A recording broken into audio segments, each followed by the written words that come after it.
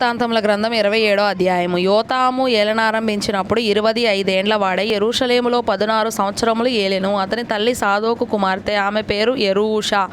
యెహోవా మందిరములో ప్రవేశించుట తప్ప అతడు తన తండ్రి అయిన ఉజ్జియా యొక్క చర్య ఎంతటి ప్రకారము చేయుచు యెహోవా దృష్టికి యథార్థముగానే ప్రవర్తించెను. అతని కాలములో జనులు మరింత దుర్మార్గముగా ప్రవర్తించుచుండిరి. అతడు యెహోవా మందిరపు ఎత్తు ద్వారమును కట్టించి ఓపెలు దగ్గరనున్న గోడ చాలా మట్టుకు కట్టించెను. మరియు అతడు యూదా పర్వతములలో ప్రాకార పురములను కట్టించి అరణ్యములలో కోటలను దుర్గములను కట్టించెను. అతడు అమ్మోనీయుల రాజుతో యుద్ధము చేసి జయించెను గనుక అమ్మోనీయులు ఆ సంవత్సరం అతనికి 200 మణుగుల వెండిని, 10,000 కొలల గోధుమలను, 10,000 కొలల యవలను ఇచ్చిరి. ఈ ప్రకారముగా అమ్మోనీయులు మరు సంవత్సరమును 3వ సంవత్సరమును అతనికి చెల్లించిరి. ఈలాగున యోతాము తన దేవుడైన యెహోవా దృష్టికి యథార్థముగా ప్రవర్తించి బలపరచబడెను.